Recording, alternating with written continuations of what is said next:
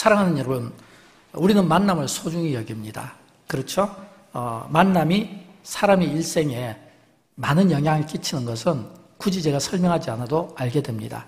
그래서 저는 어렸을 때부터 우리 부모님에게 들어왔던 이야기, 또 제가 또 우리 자녀들에게 들려주는 이야기 중에 하나는 뭐냐면 자녀들에게 좋은 친구를 만나라, 좋은 친구를, 또 좋은 직장에 들어가라, 또 좋은 배우자를 위하여 기도하라, 이런 이야기를 많이 하게 됩니다. 또 좋은, 너에게 정말 도움이 되고 유익이 될 만한 이런 멘토들을 사귀어라. 왜냐하면 이거는 부모의 마음이잖아요. 왜냐하면 이미 우리가 경험해 봤을 때 좋은 친구, 좋은 만남이 우리 인생에 얼마나 중요한가. 그래서 우리 부모님들의 그 기도를 가만히 들어보면 그 기도 가운데 빠뜨리지 않는 기도 중에 하나가 그거잖아요. 하나님, 우리 아들, 우리 딸 좋은 친구, 좋은 동역자, 좋은 사람을 만나게 주세요. 우리의 자녀들이 세상을 살아갈 때 좋은 만남에 복을 주세요. 이 기도가 평생 저희 부모님이 저를 향해서 주신 기도고, 또 이 기도가 또 우리 모든 성도들에게 평생 이런 기도의 제목을 가지고 살면 좋겠습니다. 근데 이렇게 사람끼리도 좋은 만남이 중요한데 더 중요한 만남을 여러분에게 소개합니다. 그것은 교회와의 만남입니다. 좋은 만남이 중요하듯이 좋은 교회의 만남도 중요합니다. 왜냐하면 인생의 방황은 하나님 품 안에서 끝이 나야 하고, 신앙생활의 방황은 교회 생활에 정착해서 끝이 나야 합니다. 우리 가운데 한 분도 그런 분이 없겠지만 방황하시는 분이 있다면 꼭 하나님의 품 안에서 끝이 나기를 축복합니다. 또 신앙생활을 방황을 하시는 분들이 있다면, 그래서 아직 예를 들어서 교회를 결정하지 못하고 어려움을 겪는 분들이 있다면 좋은 교회에 정착해서 끝을 낼 수 있기를 주님의 이름으로 축원드립니다. 좋은 교회가 되려면 어떻게 해야 될까요? 교회 성경학적인 측면에서 좋은 교회를 이야기할 때는 반드시 세 가지 기준이 들어갑니다. 그 첫 번째가 뭐냐면 하나님의 뜻을 이루어드리는 일에 힘써야 됩니다. 여러분, 영광교회가 하나님의 뜻을 이루어갈까요? 아니면 자신의 뜻을 이루어갈까요? 우리는 많은 경우 하나님의 뜻을 이야기하는데 사실은 자기 생각을 하나님의 뜻에 포장시키는 경우가 많아요. 근데 진짜 좋은 교회는 내 생각과 내 주장과 내가 하고 싶은 어떤 것을 내려놓고 하나님의 뜻을 이루어드리는 거예요. 하나님의 뜻은 뭘까요? 예배입니다. 하나님의 뜻은 영혼구원에 있습니다. 그리고 하나님의 뜻은 예수님께서 말씀해 주신 것처럼 너희는 먼저 그의 나라와 의를 구하라 말씀하고 있잖아요. 이게 하나님의 뜻이에요. 이 하나님의 뜻을 이루어드리는 이런 교회가 좋은 교회가 되는 거예요. 그 다음에 두 번째, 좋은 교회란 혼자서 교회를 하겠다는 생각을 버려야 됩니다. 우리는 많은 경우 내가 혼자 다 일을 감당할 수 있어, 내가 할 수 있어 라고 이야기하는데, 물론 그 에너지와 열정은 존중하지만, 그러나 하나님께서 우리를 만드실 때 몸에 여러 지체가 있는 것처럼, 그러나 몸은 하나잖아요. 그러나 그 몸이 하나를 중심으로서 여러 지체들이 다 다르지만 그 다른 기능이 하나로 움직이는 것처럼 우리가 그리스도 안에서 그래요. 다 전부 다양성을 가지고 있잖아요. 성결도 다르고, 기능도 다르고, 학력도 다르고, 재능도 다르고, 은사도 다르고. 근데 이 다른 것을 만든 것은 다 다르기 때문에 독불장군처럼 혼자 일하라는 그런 의미가 아니고, 다름을 존중하고 그 다름에 대해서 서로 배워가면서 하나됨을 힘쓰라. 그래서 좋은 교회는 혼자 만드는 것이 아니라 함께 만들어가는 겁니다. 성경에 보면 고린도전서 12장 20절에 이런 말씀이 나와요. 이제 지체는 많으나 몸은 하나이니. 그랬거든요. 지체는 많으나 몸은 하나이니. 그런 것처럼 오늘 그리스도의 몸을 이루고 있는 교회를 중심으로 해서 모든 성도들이 서로 하나됨을 이루는, 그래서 한 사람에 의해서 이 교회가 움직이는 것이 아니라 모두에 의해서 움직이는, 모두를 위한 주님의 교회가 될 수 있기를 주님의 이름으로 축원드립니다. 세 번째는 동역자들과 함께 해야 돼요. 참 저는 감사한 게, 제가 목회 초기부터 영광교회는 좋은 장로님들이 있었습니다. 또 이렇게 지나갔지만 흘러보면 정말 좋은 교육자들이 있었어요. 또 좋은 은사를 가진 또 재직들이 많이 계셨습니다. 그래서 그분들과 함께 교회를 세워나간 겁니다. 함께 제자 훈련했고, 또 함께 선교도 하고, 또 함께 구제도 하고, 또 함께 교육을 만들어 나가기도 한 겁니다. 이거는 뭐냐면 담임 목사니까 제가 혼자 다 한 게 아니라 항상 담임원들의 생각과 교육자들의 그 의견과 또 성도들의 그 의견을 통해서 함께 하는 이 즐거움, 그리고 함께하는 이 기쁨이 필요하다라고 하는 것입니다. 왜인 줄 아십니까? 교회는 반드시 함께 하려고 노력하는 그런 모습들을 우리가 갖출 수 있어야 돼요. 그래서 때로는 시간이 좀 필요해요. 왜냐하면 서로의 다른 의견들이 하나가 되려면 갈등도 봉합하고 또 서로 다름도 존중하면서 의견을 또 조율하고 그러다 보면 우리에게는 상당한 인내심도 필요하고 또 서로가 존중받으며 상처받지 않고 그러나 하나님이 영광 받으실 수 있도록 이걸 뭐냐면 합력하여 선을 이루는 게 이거잖아요. 이런 일에 우리가 힘써야 되는 겁니다. 여러분 이게 왜 필요할까요? 우리가 보통 사람을 세울 때 기준이 이제 우리가 출애굽기 할 때 모세가 이스라엘 백성들을 광야로 이끌 때 거기에서 이 모세의 장인 이드로가 팁을 준 거예요. 그게 뭐냐면 이스라엘 백성들이 한 200만 명 되는 사람들이 광야로 나왔잖아요. 근데 그 200만 명 되는 사람 중에서는 히브리 사람만 있는 건 아니었어요. 애굽에 있던 수많은 잡족들이 히브리 사람들을 보면서 함께 따라왔거든요. 또 미디안에서 또 장인 이드로가 또 한 번에 또 많은 사람을 데리고 왔잖아요. 서로 섞여진 거예요. 그러니까 민족도 다르고 혈통도 다른 이런 서로 다른 사람들이 모여서 그 모세가 이끌을 때 하나님께서 모세에게 준 것은 아론과 훌이었거든요. 두 사람이 하여금 모세를 이렇게 돕도록. 그러나 세 사람이 어떻게 200만 명을 데리고 갑니까? 그래서 이드로가 제안한 게 뭐냐면 모세에게 10명 중심으로 1명, 10부장 제도, 100명 중에 1명, 100부장 제도, 1000명 중에 1명, 1000부장 제도, 이런 이 10부장, 100부장, 1000부장 이 제도를 만들어서 이스라엘 백성들을 효율적으로 그들이 이 광야를 지나갈 수 있도록 만들어 주었고, 그리고 이런 좋은 전통이 초대교회 그대로 내려온 거예요. 그래서 초대교회사를 보면 이 초대교회가 부흥할 때 어떤 일이 있었습니까? 부흥할 때 초대교회가 집사들을 세웠잖아요. 집사들을 세울 때 사도들이 뭐라고 했을까요? 사도들이 우리는 기도하고 말씀 증가하는 일에 전무할 것이고 여러분은 이제 집사가 돼서 교회를 섬겨주시고 구제와 봉사하는 일에 맡아주십시오. 이게 뭐냐면 역할 분담이거든요. 그러니까 이런 이 역할 분담이 이 초대교회 사이에서 이미 일어나고 있다고 하는 겁니다. 그래서 교회는 반드시 성장과 비례해서 균형 있는 일꾼들을 요소 적재 세움으로 말미암아 보다 더 균형 있는 뭐 선교를 하든 구제를 하든 어느 일을 하든 뭔가 균형 있는 일들을 감당하는데 뭔가 이렇게 좋은 모델이 돼야 된다. 그러려면 모든 성도들이 다 직분을 받으면 안 돼요. 또 교회는 큰데 직분자가 없어도 안 돼요. 왜냐하면 성장과 비례해서 필요한 어떤 적정한 그 수가 모두가 다 있다면 10부장, 100부장, 1000부장 제도가 필요가 없잖아요.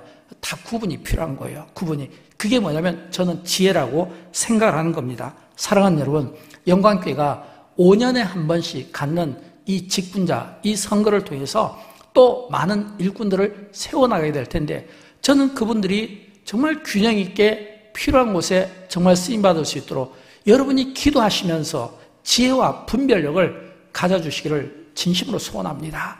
부탁을 드리는 거예요. 그러나 또 우리가 일꾼을 세울 때 반드시 주의해야 될 점도 있습니다. 그것은 뭐냐면 초대교회가 일꾼을 세워서 부흥을 할 때 문제도 있었어요. 아나니아와 삽비라 사건입니다. 이 아나니아와 삽비라 부부가 어떤 문제를 가지고 있었냐면 이 바울과 함께 동행했던 바나바가 그 당시에 상당히 인정받던 지도자였거든요. 그런데 이 바나바가 자기의 밭을 다 팔아가지고 그걸 사도들이 발 앞에 둔 거예요. 발 앞에 뒀다는 것은 그들을 구제하고 돕고자 하는 선한 목적이었겠죠. 근데 이 바나바, 뭐냐면 아나니아와 삽비라가 그 모습을 너무 부럽게 본 겁니다. 부럽게 본 거예요. 우리가 신앙생활 할 때 내가 하지 못하는 일을 누군가가 할 때 그 누군가의 그 일을 너무 부럽게 보지 마십시오. 서로 은사가 다르잖아요. 모방은 더더욱 위험해요. 왜냐하면 이 아나니아와 삽비라가 그대로 바나바 흉내를 내고 자기들도 이야기한 거예요. 우리가 밭을 팔아서 우리가 교회다가 헌금하겠다. 그런데 딱 서약을 해놓고 나니까 이게 이제 바나바와 아나니아와 삽비라의 믿음의 차이 아니겠습니까? 믿음의 차이겠죠. 바나바는 낼 때 기쁨과 감사한 마음으로 냈을 건데 이 불청객 손님 마귀가 이 아나니아와 삽비라 속에 들어간 거예요. 그래서 서원은 했지만 내게는 내지만 아까운 마음에 일부를 숨겨둔 겁니다. 근데 그 일부를 숨겨두고 낸 것을 놓고 나중에 베드로 사도에게 심하게 질타를 당하거든요. 어느 정도로 질타를 당하냐면 그냥 질타 정도가 아니라 그 교회에 헌금할 것을 일부를 숨긴 것 때문에 부부가 죽습니다. 아나니아가 먼저 죽고 3시간 후에 삽비라가 죽어요. 그래서 이 초대교회가 완전히 비상이 걸려버린 거예요. 사도행전 5장 11절 말씀인데 우리 같이 한번 읽어보도록 할까요? 온 교회와 이 일을 듣는 사람들이 다 크게 두려워하니라. 그렇거든요. 크게 두려워했다는 거예요. 그러니까 교회와 그리고 이 일을 듣는 아나니아와 삽비라 이 이야기가 이 예루살렘 이 도시를 크게 놀라게 만드는 겁니다. 또 우리는 또 질문해야 돼요. 야, 하나님께서 아나니아와 삽비라를 너무 끔찍하게 형벌을 주셨네. 근데 사실은 여러분 아무리 생각해도 이게 아나니아와 삽비라가 이렇게 끔찍한 죽임을 당할 정도의 형벌은 아닌 것 같은 그런 객관적인 생각이 우리에게 있습니다. 만약 아나니아와 삽비라가 그 물질의 일부를 속인 것 때문에 그들이 그 끔찍한 죽임을 당했다면 우리 가운데 살아있을 사람이 있을까요? 하나님께서 우리에게 일일이 하나하나 우리의 행위에 대해서 형벌하시려고 마음먹고 아나니아 삽비라에게 했던 그 똑같은 적용을 한다면 우리 가운데 나의 이 헌금 생활에 대해서 또 내가 했던 봉사에 대해서 서원에 대해서 우리가 이 가운데 이렇게 앉아서 편안하게 예배드릴 사람이 얼마나 있겠습니까? 그래서 우리는 질문을 해야 돼요. 왜 하나님께서 이 아나니아 삽비라 어떻게 보면 그래도 그들은 큰 재산을 하나님께 드렸는데 그럼에도 불구하고 그들이 끔찍한 죽임을 당한 것은 교회를 보존하시고자 하시는 교회를 보호하고자 하는 하나님의 뜻이 그 안에 있음을 볼 수가 있어야 돼요. 교회를 보호하고자 하는 무슨 말이냐면 아나니아와 삽비라 같은 분들이 교회 안에 있으면 큰일 나기 때문입니다. 아나니아와 삽비라 같은 분들이 교회 안에 있으면 교회는 소동이 일어나기 때문입니다. 그래서 교회를 보호하시고자 하는 하나님의 그 특별하신 그 어떤 메시지가 이 아나니아와 삽비라를 통해서 초대교회 모든 성도들이 귀감을 삼았다라고 하는 것을 우리가 볼 수 있어야 됩니다. 우리는 많은 경우 성경을 보면 그 성경 속에 직분자의 자격에 대한 말씀이 나옵니다. 그 중에 대표적인 말씀이 오늘 본문 말씀인데 이 디모데전서 4장에 보면 이 직분자의 그 자격이 나오는데 크게 두 가지 구도로 나옵니다. 크게 두 가지 구도로. 첫 번째 구도는 뭐냐면 인격이 좋은 분이 세워져야 된다 이거예요. 그 내용이 2절부터 7절까지의 말씀인데 제가 조금 이렇게 요약을 했습니다. 우리 같이 한번 읽어보도록 할까요? 책망할 것이 없으며 한 아내 남편이 되며 신중하며 단정하며 나그네를 대접하며 가르치기를 잘하며 술을 즐기지 아니하며 구타하지 아니하며 오직 관용하며 다투지 아니하며 돈을 사랑하지 아니하며 자기 집을 잘 다스려 자녀들로 모든 공손함으로 복종하게 하는 자라야 할지며 자기 집을 다스리며 새로 입교한 자나 교만한 자는 안 되며 외인에게도 선한 증거를 얻은 자라야 할지니라. 아멘. 여러분 이 말씀의 이 전체적인 큰 구도에서 전체적인 맥락에서 보면 인격과 관련이 되는 겁니다. 신앙의 인격. 다시 말하면 교회는 어떤 직분으로 계급으로 섬기는 것이 아니라 인격으로 섬기는 거예요. 그걸 우리에게 보여주는 겁니다. 그 다음에 또 두 번째가 있어요. 두 번째는 뭐냐면 마귀의 유혹에 넘어지지 않게 될 자가 세워져야 되는 겁니다. 디모데전서 3장 6절과 7절에 보면 나오는 말씀인데 우리 같이 읽어보도록 할까요? 교만하여져서 비방과 마귀의 올무에 빠질까 염려하라 그랬거든요. 교만하여져서 무슨 말이냐면 우리가 직분자 선거를 앞두고 직분자를 세울 때 두 가지 구도입니다. 하나는 우리가 주의를 할 때 선한 인격으로 하는 것이 중요하고 또 하나는 넘어지지 않을 자, 시험 들어서 또는 이 마귀의 올무에 빠져서. 왜냐하면 마귀가 하는 일은 뭐냐면 이 세상을 계속해서 돌아다니고 흔들면서 믿음 약한 자들 또는 믿음이 세워지려고 하는 자들 또는 직분자를 세워주려고 하든 또는 주의 종이 세워지려고 하든 또는 하나님의 큰 일을 감당해야 될 자들을 찾아다니면서 넘어지게 하는 거예요. 때로는 함정을 파고 때로는 올무에 놓고 때로는 비방하는 이런 일들을 통해서. 여러분 우리는 이 세상에서 눈에 보이는 게 다가 아니잖아요. 눈에 보이는 것이 있지만 보이지 않는 세상이 또한 있고 또 우리는 이 눈에 보이지 않는 이 세상 가운데는 영적으로 어두운 세력이 믿는 우리를 자꾸 넘어뜨리기 위해서 우리를 갖다 막 잡아당기는 경우가 있다는 거예요. 이 영적으로 이거를 우리가 볼 수 있어야 되고, 그래서 성경은 우리에게 천사와 마귀를 우리에게 자주 언급하고 있지 않습니까? 항상 우리가 넘어질 수 있음을 볼 수 있어야 돼요. 그래서 베드로 사도가 이야기했잖아요. 어떻게 해요? 이 우는 사자가 막 그 두루두루 막 이 배고픈 막 이 굶주린 것처럼 막 먹잇감을 찾기 위해서 다닐 때, 그때 우리는 어떻게 해야 되는가? 깨어 있어야 된다. 자기가 잠자다가, 영적으로 잠자다가 넘어진 경험이 있기 때문에 깨어 있어야 된다. 깨어 있어라. 우는 사자가 우리를 삼키지 않도록 깨어서 기도로 대적하라. 이게 뭐냐면 사도 베드로가 우리에게 준 교훈이거든요. 저는 그런 것처럼 이 직분자가 되려면 두 가지, 인격적에서, 인격 면에서 좋아야 되고, 두 번째는 우리가 이 마귀의 시험에서 넘어지지 않는 자들을 우리가 세울 수 있어야 된다라고 하는 것입니다. 사랑하는 여러분, 우리가 복을 이야기할 때, 교회의 복을 이야기할 때, 교회의 복은 여러 가지가 있습니다. 근데 그 중에 하나는 뭐냐면, 교회가 복되려면 사람을 잘 세워야 됩니다. 우리는 이미 경험하고 있잖아요. 우리가 대한민국 대통령 선거를 다음 주에 하게 되는데, 역시 사람을 잘 세워야 됩니다.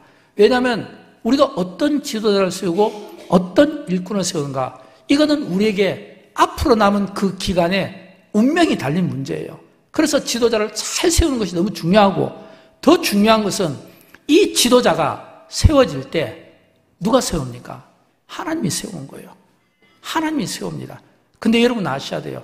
지도자를 세우는 분은 하나님이시고 하나님의 주권 가운데 세워지지만, 그러나 그 지도자를 세울 때 누구를 통해서 세우냐면 믿는 우리를 통해서, 하나님께서 우리를 통해서 세우신다는 것을 또한 기억해야 됩니다. 그래서 찬송가 가사 가운데 보면 천사가 흠모하겠네 노래가 있잖아요.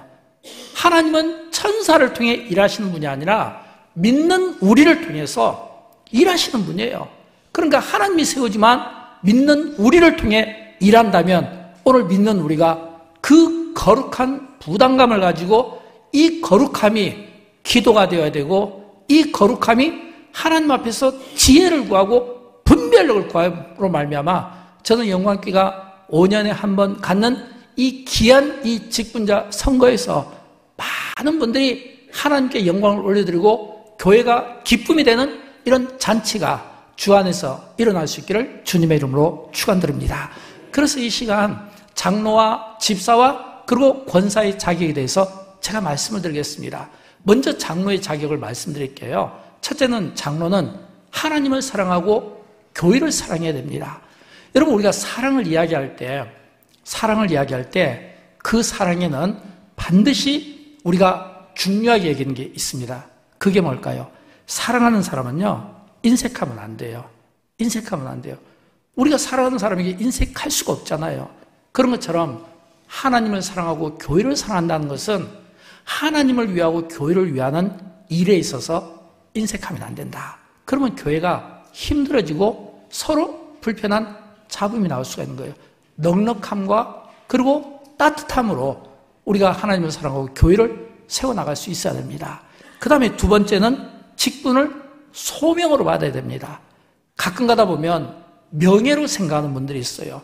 제가 이렇게 목회하면서 이렇게 직분자 선거를 지금 3번, 이제 4번째, 5번째 이제 하게 됐는데, 이 직분자 선거를 할 때마다 항상 보면 명예로 생각하는 분들이 있어요. 근데 여러분, 직분은 명예가 아닙니다. 소명이에요. 오히려 자기 뼈와 살을 깎는 심정으로, 자기 희생으로 하는 겁니다. 직분을 명예로 생각하면 어떻게 될까요? 아나니아 삽비라처럼 되는 거예요. 여러분, 아나니아 삽비라가 왜 그 끔찍한 형벌을 받았냐면 동기 때문에 그렇습니다. 동기가 좋지를 못했던 거예요. 이 바나바가 자기 밭을 사서 사도들의 발 앞에 농구하고, 이 아나니아와 삽비라가 농구하고 동기가 달라요. 이 바나바는 기도하는 마음으로 선한 마음이 있었어요. 근데 이 아나니아와 삽비라는 이 바나바가 한 그 일의 행위가 사람들 앞에 좋게 보인 거예요. 존경을 받는 거예요. 그러니까 그게 동기가 안 좋은 거죠. 나도 똑같이 내 재산을 이렇게 하나님께 헌금하면 하나님이 이 바나바처럼 우리도 세워주겠지. 사람들이 우리에게 그렇게 존중해 주겠지. 동기가 안 좋잖아요. 그러니까 동기가 안 좋으니까 자기 자신을 속이게 되고 결국에는 하나님께로부터 징계를 받게 되었다라는 겁니다. 한국교회가 많이 약해진 이유 가운데 하나는 직분을 이렇게 계급으로 받고 싶어하고 또 직분을 명예로 받고 싶어합니다.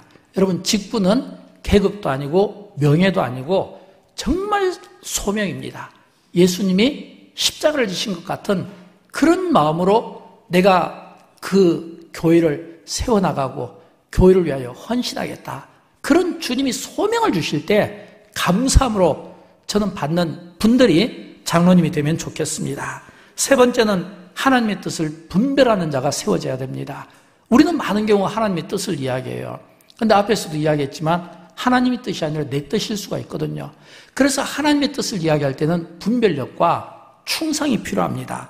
디모데전서 4장 1절과 2절 말씀을 같이 읽어보도록 할까요? 사람이 마땅히 우리를 그리스도의 일꾼이요 하나님의 비밀을 맡은 자로 여길지어다. 그리고 맡은 자들에게 구할 것은 충성이니라 이랬거든요. 여기서 하나님의 비밀을 맡는다라고 하는 것은 영적인 분별력을 이야기하는 겁니다. 우리가 하나님의 뜻을 이야기하고 이걸 영적으로 분별하지 못해서 엉뚱하게 하나님의 뜻으로 밀어붙이게 되면 나중에 굉장히 공동체가 곤란스러운 일을 만날 수가 있다는 거예요. 그래서 반드시 분별력이 필요하고 그 다음에 뭐가 필요하냐면 충성이 필요한 거예요. 그 다음에 충성. 이런 분들이 저는 장로로 세워져야 된다고 생각합니다. 그 다음에 네 번째 더 중요해요. 이건 뭐냐면 교회 밖에서도 인정을 받고 칭찬을 받아야 됩니다. 제가 이렇게 자주 이 교회 주변을 제가 돌아다닙니다. 좁게는 이렇게 이게 우리 세탁소에서부터 이렇게 한 바퀴 우리 교회를 돌고 또 넓게는 또 이렇게 막 은행으로 해서 이렇게 학동사거리를 돌게 되는데 제가 이렇게 교회 밖을 한 번씩 이렇게 돌아다니는 것은 저 돌아다니고 우리 교인들 자주 만나잖아요. 근데 왜 도냐면 반응 때문이에요. 제가 여기에서 살면서 목회를 하니까 저를 알아보는 분들이 많잖아요. 그러니까 저를 모르는 분들은 모르니까 상관이 없어요. 그러나 저를 알아보는 분들이 저에 대해서 어떤 태도를 보이는가, 겸손한 태도를 보이는가, 아니면 목사로서 어떤 예우를 갖추고 그런 태도를 보이는가, 아니면 반가워하는가, 아니면 무관심한가, 아니면 좀 이렇게 냉소적인가, 다 있어요. 제가 여기서 목회하고 이렇게 많은 분들을 만난다고 해서 모든 분들이 다 저를 사랑하는 것은 아니거든요. 어떤 분들은 굉장히 반갑게 맞아줘요. 어떤 분은 목사로서 예우를 갖춰줍니다. 또 어떤 분들은 겸손하게, 그러나 어떤 분들은 냉소적으로, 어떤 분들은 뭔가 좀 불쾌한 표정을 보는 거예요. 제가 밖에 이렇게 한 번씩 왜 돌아다니냐면 여론 때문입니다.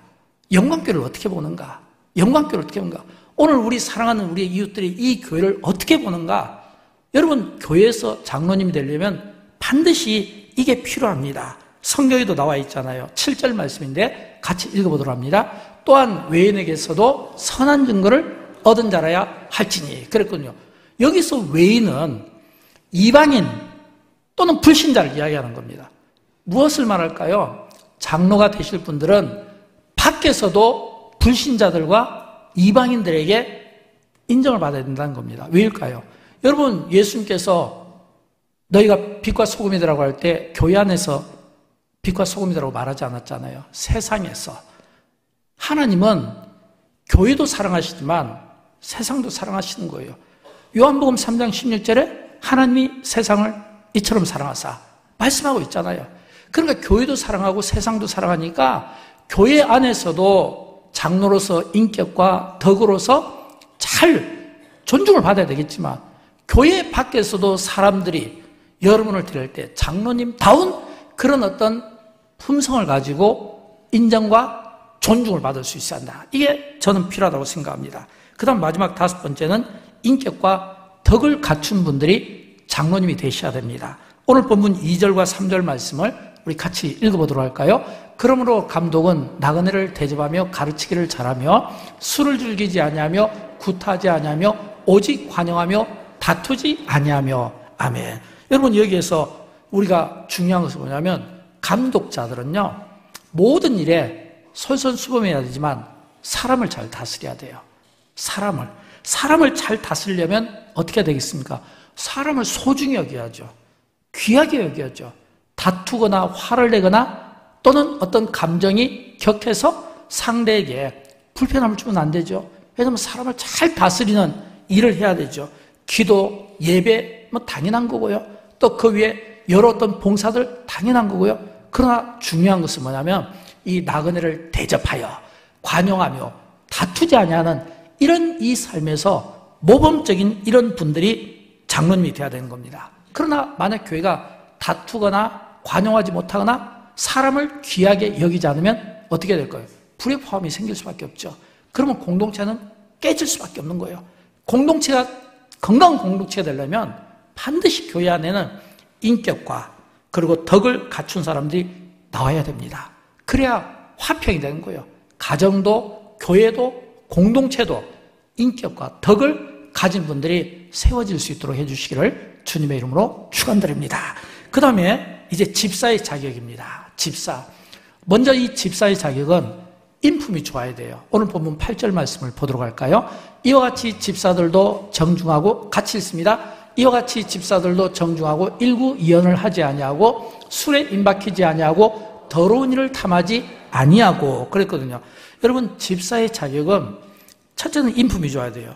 여기서 이 정중이라는 이 단어는 품행이 단정하다는 의미도 있고 또 사람들에게 존경받을 만하다는 사전적인 의미도 있습니다. 또 뿐만 아니라 이 교회에서 이런 이 정중하다라는 이 말은 교회 안에 어떤 분란이나 어떤 불협화음들을 만들어내는 것이 아니라 그런 것들을 만들어내면 교회는 시끄러울 수 있거든요. 그래서 이 정중하다, 단정하다 이 말 속에는 예수님이 우리에게 보여준 것처럼 자신은 낮추고 타인은 높이는 이런 삶을 사는 자들을 이야기하는 겁니다. 여러분 예수님은 이 세상에 오셔서 얼마나 낮아지셨습니까? 마구간까지 내려가셨잖아요. 그런 낮아지신 삶을 사셨잖아요. 그러나 우리는 얼마나 높이셨습니까? 예수 그리스도께서 하나님의 아들이신데 그분이 친히 제자들 앞에 무릎을 꿇고 손수 발을 씻어줬잖아요. 그러니까 얼마나 예수님이 그 세족식을 통해 올려주었으며 자신은 얼마나 내려가셨는가라는 거예요. 이런 삶을 보여줄 수 있어야 되는 거예요. 그 다음에 이런 방구, 이런 일구이연 하면 안 되겠죠. 왜냐하면 두 마디를 하면 안 되잖아요. 또 뿐만 아니라 술에 임박히지 아니하고 이거는 뭐냐면 중독과 절제하지 못한 삶이잖아요. 영적인 삶에 도움이 안 되겠죠. 또 더러운 일을 탐하지 아니하고 이거는 뭐냐면 이 더러운 일을 탐하지 않는다는 것은 부정적인 방법으로 돈을 모으거나 또는 부정적인 방법으로 어떤 소득을 이렇게 얻는 것에 대해서 또는 줄이는 것에 대해서 과감하게 거절할 수 있는 용기를 가진 자, 이걸 이야기하는 겁니다. 그러니까 집사의 자격에 성경이 그렇게 우리에게 정해주고 있는 거예요. 그 다음에 두 번째는 깨끗한 양심과 믿음의 비밀을 가진 자라야 합니다. 오늘 본문 9절 말씀을 우리 같이 읽어보도록 할까요? 깨끗한 양심에 믿음의 비밀을 가진 자라야 할지니 그랬거든요. 여러분 교회는 공동체입니다. 믿음과 사랑이 공동체입니다. 영적인 공동체입니다. 예배 공동체입니다. 그러므로 교회는 예배 공동체고 믿음과 사랑의 공동체고 그리고 영적인 공동체예요. 이 말은 뭐냐면 서로 상호간에 마음이 깨끗하고 하나님의 이 비밀을 맡은 자답게 서로에 대해서 유익을 줄 수 있어야 된다. 환난 가운데 흔들리지 않는 이런 믿음의 뿌리를 가진 자들이 되어야 된다고 하는 겁니다. 교회의 일꾼은 교회에서 능숙한 자들이 중요해요. 예를 들어서 세상 일에는 좀 둔하고 방법에 미숙하다 할지라도 하나님의 방법에는 익숙한 자가 일꾼이 되어야 되고 학력과 재력은 좀 떨어진다 할지라도 영적인 권위가 있어 보이는 사람들이 일꾼이 되어야 된다고 하는 것입니다. 세 번째는 평가를 잘 받을 수 있는 사람이 되어야 됩니다. 오늘 본문 10절 말씀을 우리 같이 읽어보도록 할까요? 이에 이 사람들을 먼저 시험하여 보고 그 후에 책망할 것이 없으면 집사의 직분을 맡게 할 것이요. 그랬거든요. 여기 보니까 이 10절 말씀이 가장 어려울 것 같아요. 왜냐하면 평가가 좋아야 돼요. 근데 여기 보니까 이 집사의 직분을 주기 전에 먼저 시험해 보라고 했잖아요. 그리고 그 후에 책망할 것이 없으면 집사의 직분을 주라 이런 의미잖아요. 여러분 이 말씀은 어떤 뜻일까요? 먼저 집사의 직분을 주기 전에 시험해 보라는 겁니다. 예를 들어서 믿음의 대상자들을 정해놓고 그분의 신앙생활을 테스트해보고 그분의 기도생활을 테스트해보고 또 그분의 어떤 인간관계의 삶을 또 테스트해보고 또 그분의 어떤 지도자로서 갖추어져 있는, 성경이 우리에게 말씀하고 있는 그런 그 어떤 규정에 하나하나 놓고 한번 평가해보라. 이상이 있는지 없는지 이걸 한번 평가해보라라고 하는 것입니다. 또 이런 평가들을 통해서 직분을 살펴본 다음에 가하면 주라, 이런 뜻이거든요. 그 다음에 마지막 네 번째는 건강한 가정을 가진 자가 되어야 됩니다. 오늘 본문 12절 말씀인데 같이 읽어보도록 합니다. 집사들은 한 아내의 남편이 되어 자녀와 자기 집을 잘 다스리는 자일지니, 이렇게 되어 있거든요. 여러분, 교회 일꾼은 이렇게 평가가 여러 가지가 있는데 가정에서의 평가도 중요합니다. 어떻게 보내고 있는지 한번 점검해 보십시오. 가정이 너무 복잡하거나 문제가 있으면 본인도 상처가 되지만 타인에게도 은혜가 안 될 수가 있거든요. 그래서 이조차도 한번 우리가 살펴볼 수 있어야 한다. 근데 이런 이 평가들이 어려운데, 근데 사실은 이 평가가 사실은 축복도 됩니다. 왜일까요? 오늘 본문 13절 말씀이 이런 집사의 자격을 다 갖춘 자에게 두 가지 복을 약속하고 있어요. 같이 읽어봅니다. 아름다운 지위와 그리스도 예수 안에는 믿음의 큰 담력을 얻느니라 그랬거든요.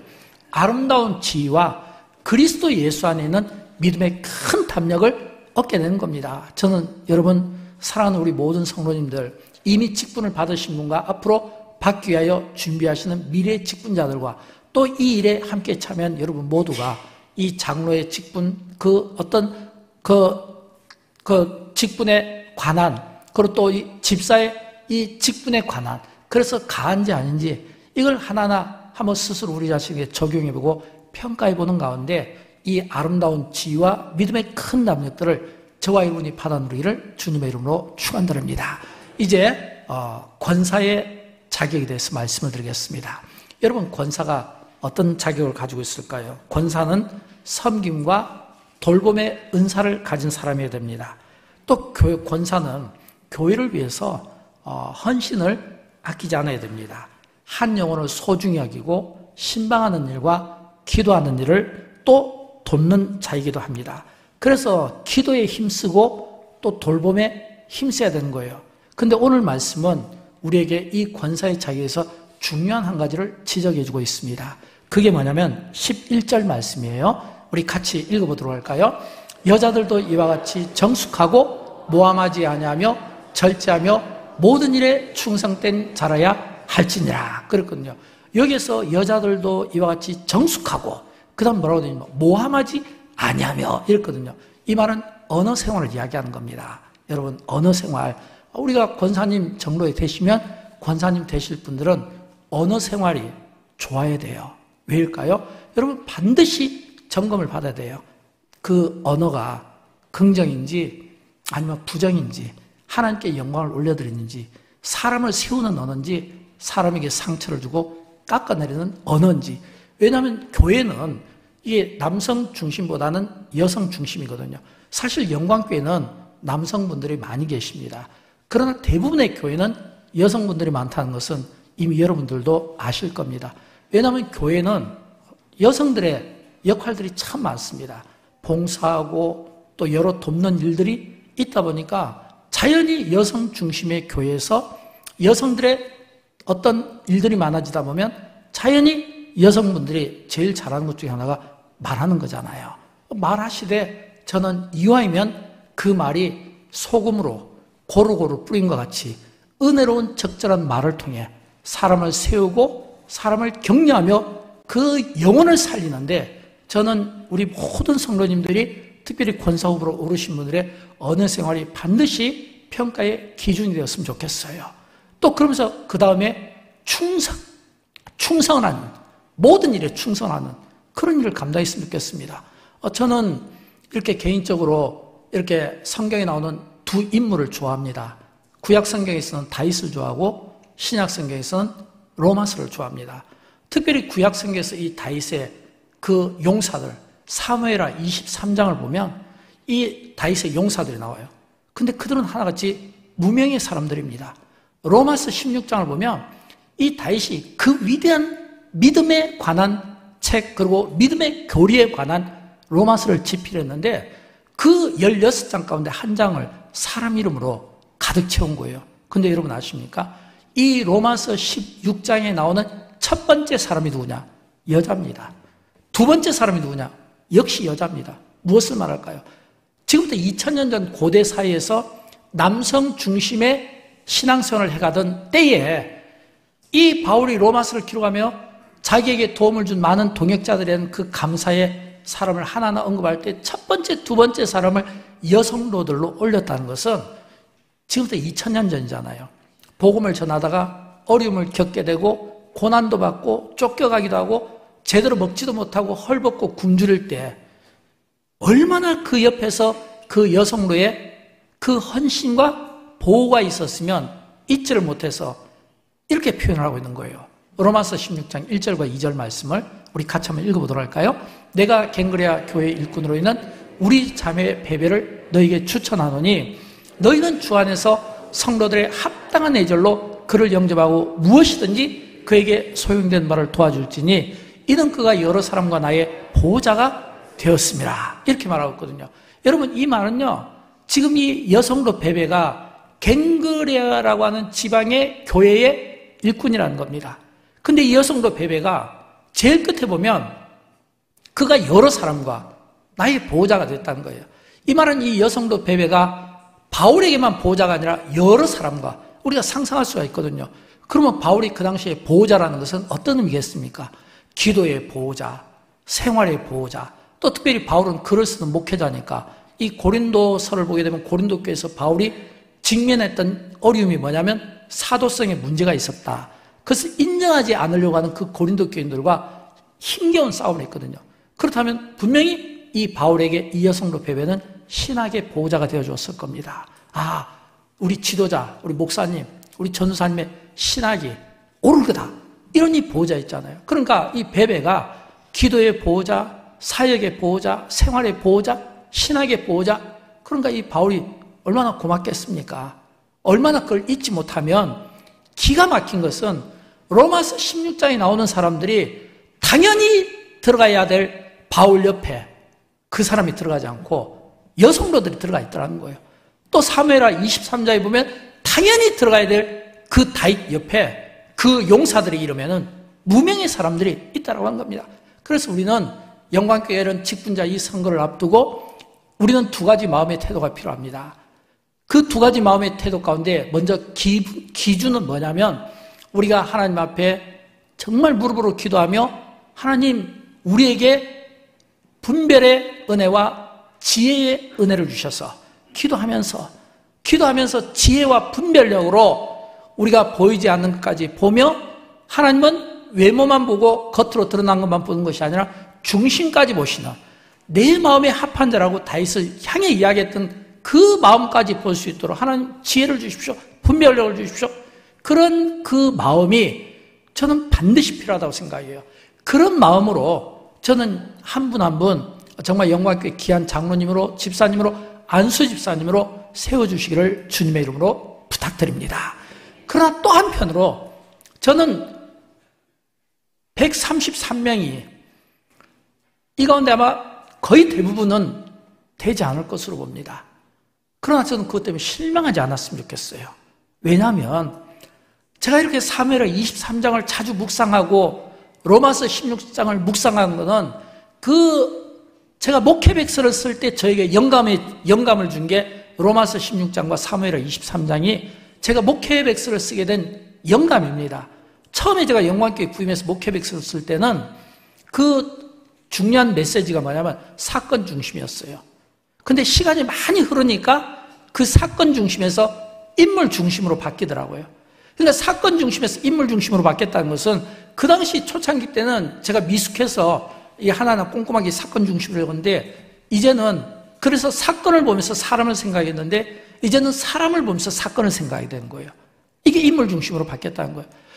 제가 그거를 바울과 다윗에게서 받은 영감이고 저는 지혜라고 생각합니다.